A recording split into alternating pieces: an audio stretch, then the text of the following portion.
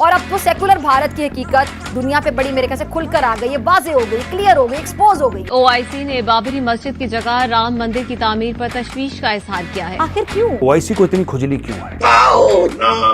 मस्जिद टूट गया, उसके पहले मंदिर बना था, मंदिर टूट गया, बाबर ने तोड़वा दिया, बोला तुमने कुछ? हरगिज नहीं। ओआईसी जो कि इस्लामिक कंट्री की एक ऑर्गेनाइजेशन है, ग्रुप है, उनकी तरफ से स्टेटमेंट आती है कि भाई वो राम मंदिर की जगह 500 साल से बाबरी मस्जिद थी। जरा सुनिए। एक ही गाना गा रहे हो, मस्जिद शहीद होगी, उसके पहले वहाँ पे मंदिर था और उसके प्रूफ दिए एक मुसलमान ने जिसका नाम के मोहम्मद है, जो एएसआई के हैं। बिल्कुल है, कोई दो राय नहीं। एक हमारे पास इस तरह का लीडर आया, उन लोगों ने उसको पकड़ के उसका वो हाल किया, पूरी पार्टी खत्म कर दी। साला ये दुख का खत्म नहीं होता बे।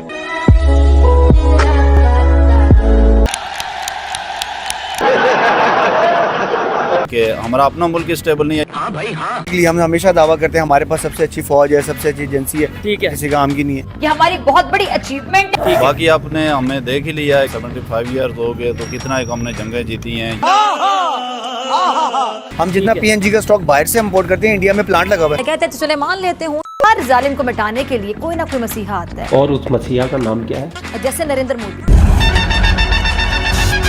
नरेंद्र मोदी। हमारा सिर्फ एक ही बिजनेस होवे, ट्रांसपोर्ट का। कहाँ का बिजनेस होवे? ट्रांसपोर्ट का। बीच में ना बोल। जैसे नरेंद्र मोदी। बीच में ना बोल। जैसे नरेंद्र मोदी। बीच में ना बोल। हमारे माथे पर यो नहीं लिखिया कि हम चीटर हैं। मैं माजरत चाहती हूँ। त्रेता युग में जब भगवान राम थे, तब भी भगवान राम के नाम से राक्षसों की फट के फ्लावर हो जाया करती थी। सही बात है। आज भी परिस्थितियां कुछ ज्यादा बदली नहीं है, आज भी वही हाल है। 57 इस्लामी देशों के संगठन ओआईसी ने राम मंदिर की निंदा की है। काय की ये राम मंदिर जो बनाया है भगवान ने, ये मस्जिद तोड़ के बनाया है। यहाँ पे 500 साल से मस्जिद थी, ये अत्याचार किया, ठीक है, ये लोकतंत्र की हत्या है, ठीक है, समझ गया, ये माइनॉरिटी को दबाया जा रहा है, समझ गया। तो मेरे भाइयों इसमें घबराने की बिल्कुल भी जरूरत नहीं है। राक्षस सतयुग में भी थे, त्रेता युग में भी थे, द्वापर में भी थे, और कलयुग में तो इनका रूप ही बदल गया। अब ये ओआईसी के रूप में हमारे सामने है। तो ओआईसी के 57 इस्लामिक मुल्कों, तुम निंदा करो, गहरी निंदा करो, कड़ी निंदा करो, या कड़ी चावल के साथ निंदा करो, हमको घंटा फर्क नहीं पड़ता है। हम हमारे राम जी के आने से खुश है, तुम करते रहो निंदा। इसी मुद्दे पे पाकिस्तान के लोगों के कुछ रिएक्शन सुनते हैं। हलवा पकाओ। तो बिना देर के चलते पाकिस्तान। मैं तो कब से हूँ रेडी तैयार। इंडिया में कोई मंदिर बना है, अयोध्या में राम टेम्पल, उसके ऊपर ओआईसी ने ये कह दिया कि भाई यहाँ पे मस्जिद थी, मंदिर बन गया, और ऐसा नहीं होना चाहिए। प्रैक्टिकली एक स्टेटमेंट के हवाले से क्या कहना चाहेंगे? और दूसरे नंबर पे, अगर ओआईसी को इतना दर्द है तो हम इस कंडीशन में, बुरी कंडीशन में, इसके ऊपर क्यों नहीं हमारे साथ खड़े हो रहे? ये बिल्कुल डेफिनेटली ये बिल्कुल एक यूजलेस सी बात है, क्योंकि अब जब हमारे एक इस्लामिक मुल्क है, हमारे इस्लामिक भाई हैं फ़लस्तीन वाले, उन पे एक इतना बुरा टाइम आया, हमारी कोई भी मतलब कोई किसी भी किस्म की हेल्प नहीं मिली हमें किसी भी इस्लामिक मुल्क से। हमारे पास हम हमेशा दावा स्टेटमेंट देते रहे हैं। एग्जैक्टली, हम हमेशा दावा करते हैं हमारे पास सबसे अच्छी फौज है, सबसे अच्छी एजेंसी है, ठीक है, किसी काम की नहीं है। और इनको चाहिए कश्मीर।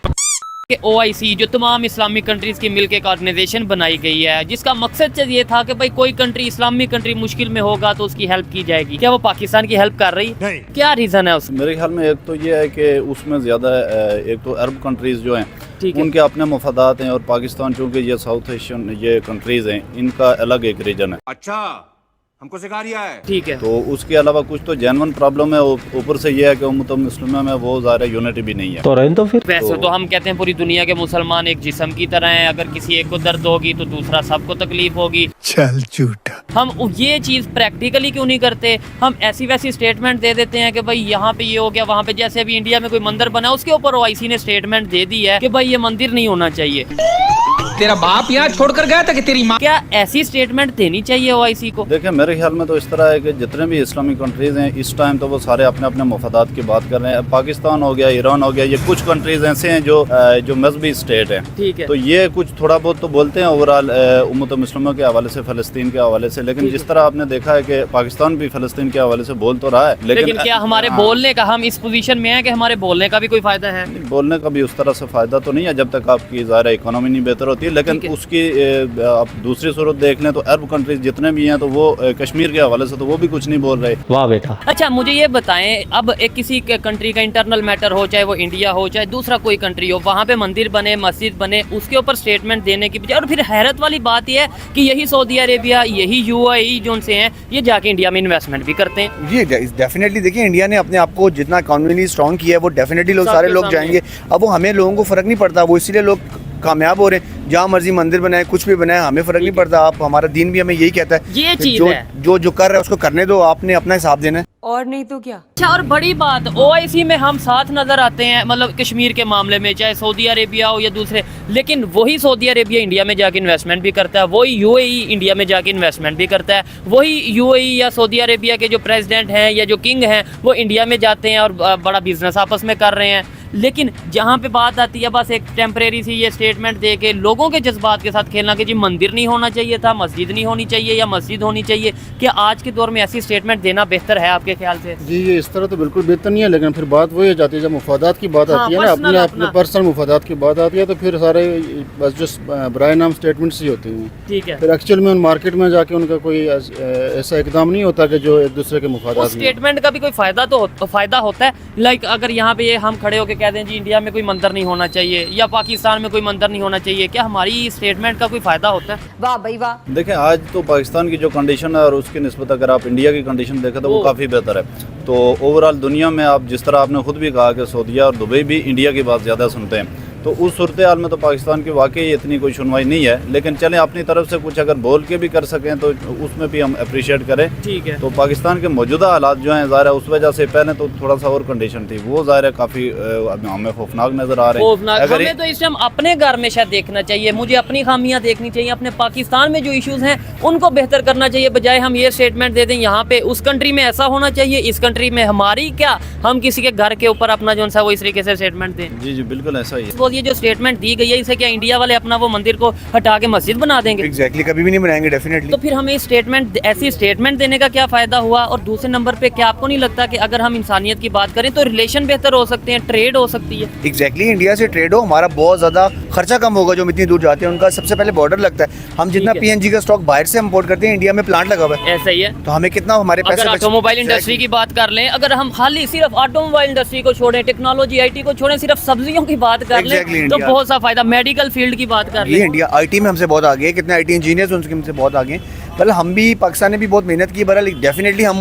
उस स्टेज तक पहुंच नहीं सके जहाँ पे आज इंडिया खड़ा हुआ है। नहीं, वजह इसकी क्या समझते हैं? देखें हम भी उसी दुनिया में रहते हैं जहाँ पे वो रहते हैं। 1947 में उन्होंने भी मतलब जीरो पे थे ऑलमोस्ट, आज वो कहाँ पे 5वीं बड़ी इकॉनमी बन गए, हम आज भी शायद वही 1947 या 1960-70 के दौर में चल रहे हैं। लैक ऑफ लीडरशिप्स, हमारे पास लीडर्स ही हैं। एजुकेशन की कहीं ना कहीं आपको नहीं लैक ऑफ लगता? Education definitely. ठीक है, क्या समझते हैं बेहतरी कैसे आ सकती है? इमरान खान लेकिन वो कहाँ पे हैं? डेफिनेटली देखिए मौका मिलेगा तो एक हमारे पास इस तरह का लीडर आया, उन लोगों ने उसको पकड़ के उसका वो हाल किया, पूरी पार्टी खत्म कर दी। आपने सबसे पहले घबराना नहीं है।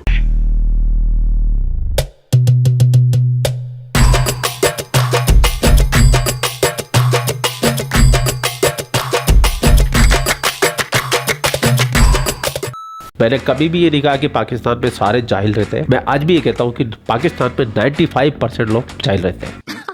सही पकड़े हैं। और आप लोगों को क्या विचार है? कमेंट सेक्शन आप ही का है। जाते जाते ये 57 देशों के इस्लामिक संगठन राक्षसों के प्रतिरूप को पहलते हुए जरूर जाइएगा। बाकी हमारे भगवान श्री राम जी जिंदाबाद थे, हैं और रहेंगे। तो सब प्यार से बोलो जय श्री राम।